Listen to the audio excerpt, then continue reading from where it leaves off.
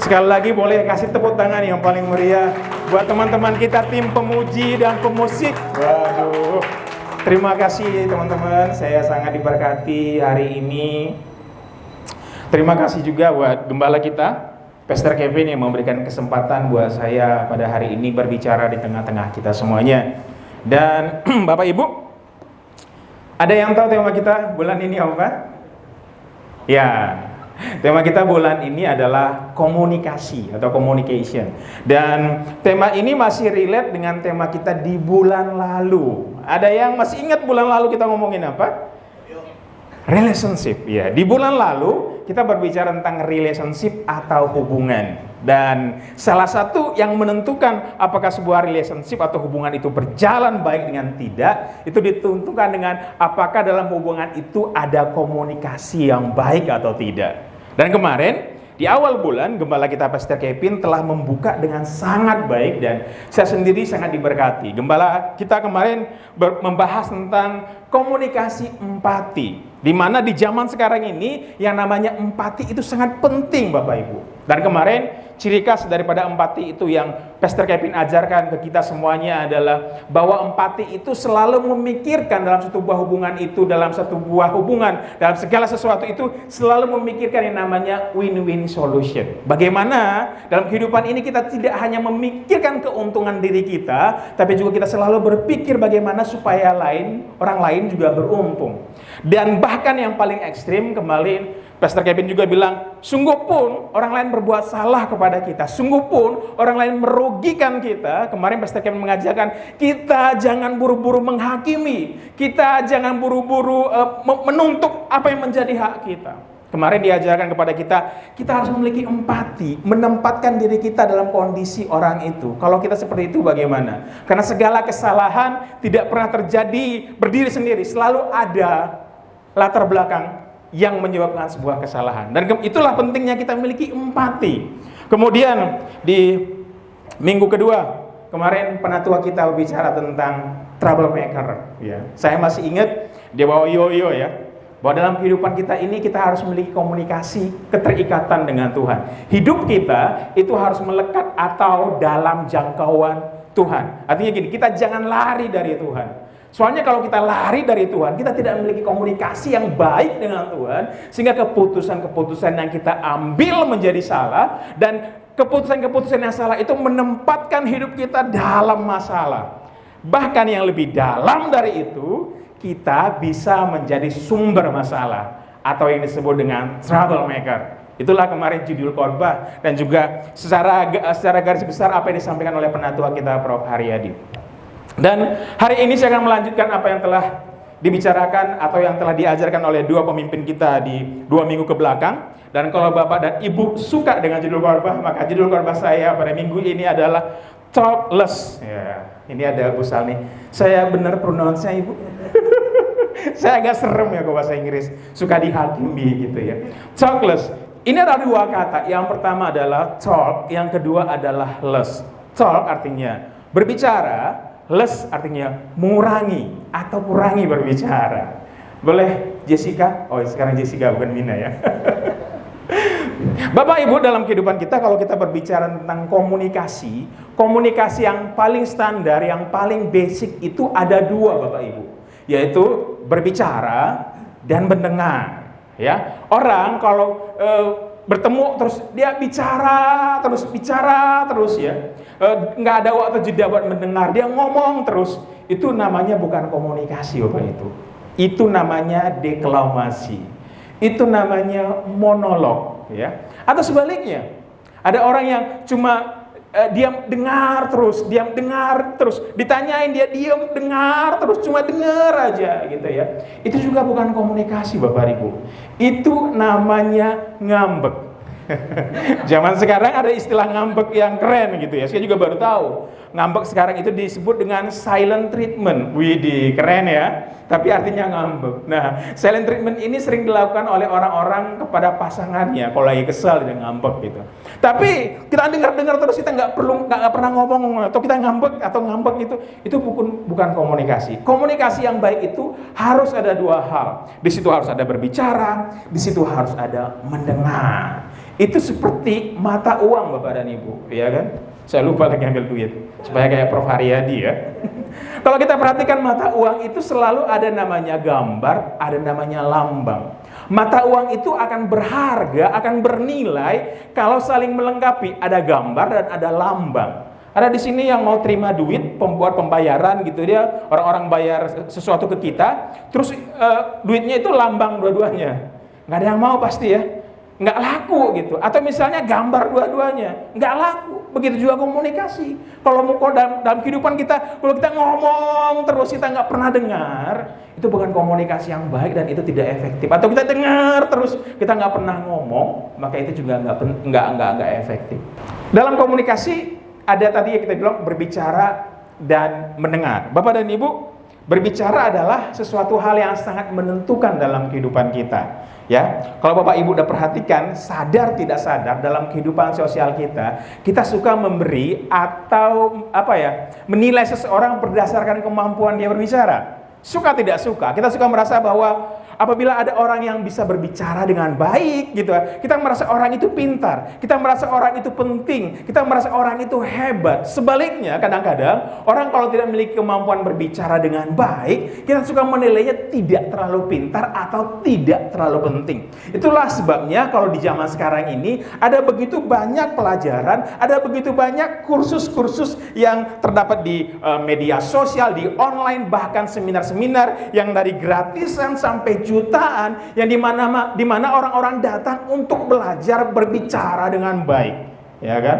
How to speaking gitu, public speaking gitu-gitu ya. Itu Bapak dan Ibu coba cari, itu begitu banyak. Kenapa? Karena sekali lagi bahwa kemampuan kita berbicara itu menentukan kehidupan kita, ya.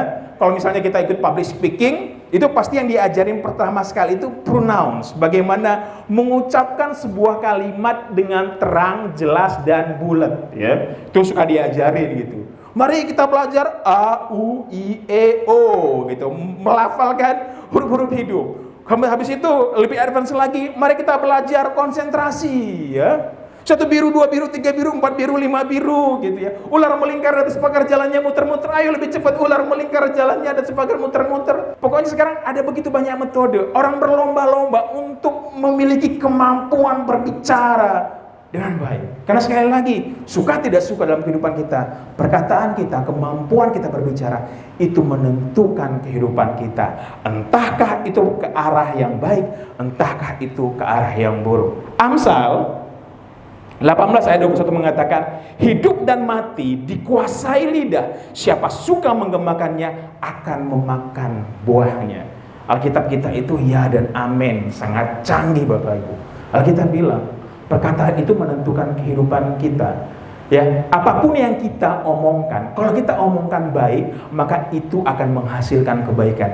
Kalau kita omongkan buruk, lambat laun, cepat atau segera, itu kita akan mengalami keburukan dalam hidup kita. Karena itu Amsal bilang, hidup dan mati dikuasai oleh lidah. Boleh berikutnya Jessica? Lebih jauh Bapak dan Ibu, kalau kita tidak berhati-hati dalam berbicara, ya sungguh pun tadi sekali lagi berbicara adalah hal yang penting, dan yes, kita harus belajar bagaimana berbicara yang baik. Semua di tempat ini harus melatih kemampuannya berbicara, karena itu sangat penting.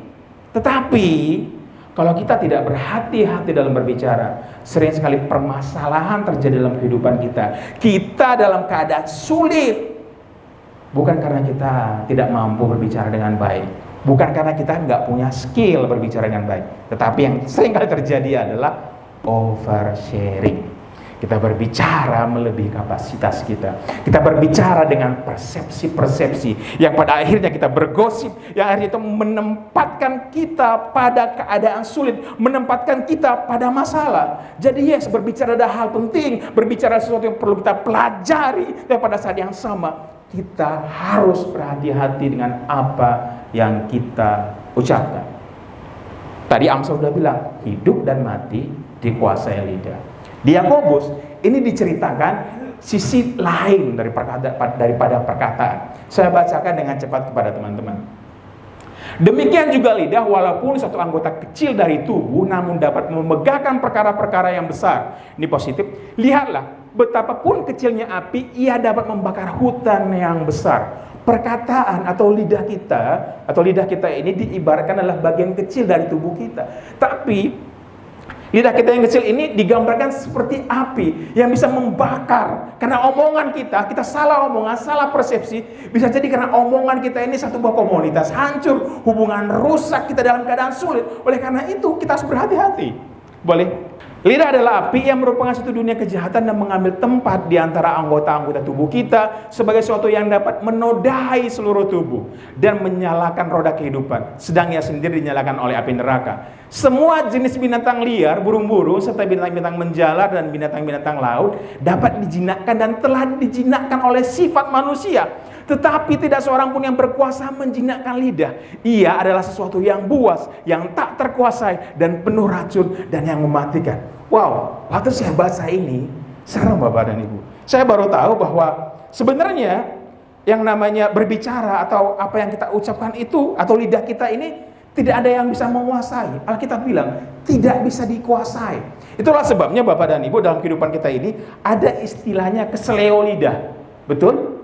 Kenapa? Karena kita nggak bisa kontrol. Kita nggak bisa kontrol lidah kita Bapak dan Ibu. Karena dia adalah sesuatu, Alkitab dengan sangat baik. Ini makanya baca Alkitab itu penting, luar biasa. Hikmatnya itu dalam banget. Alkitab bilang, manusia itu bisa menjinakkan apapun di muka bumi ini. Ya, binatang eksotis, apa segala macam binatang laut bisa dijinakkan, kecuali lidah.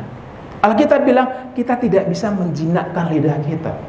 Artinya kalau kita simpan rahasia, itulah sebabnya kalau kita simpan rahasia, suka tidak suka, kita sudah menjaga berawas-awas sedemikian baik, cepat atau lambat seringkali keluar rahasia itu.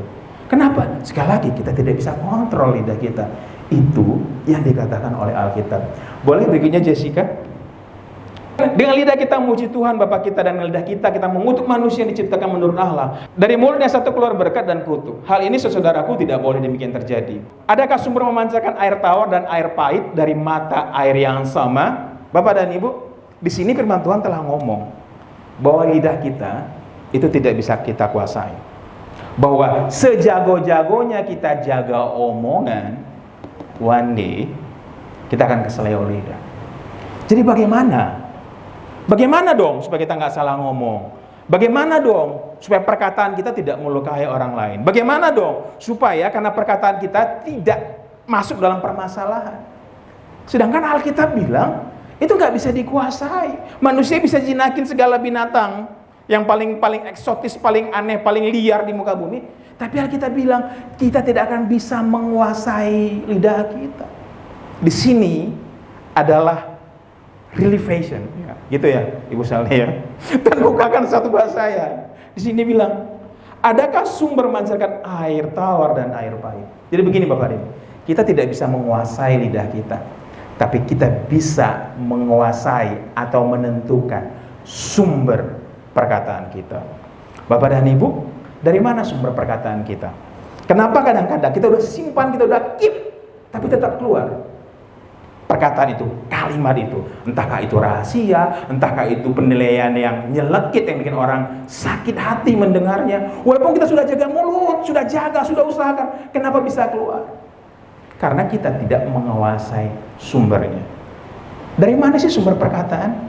Bapak dan Ibu, sumber perkataan itu datangnya dari hati.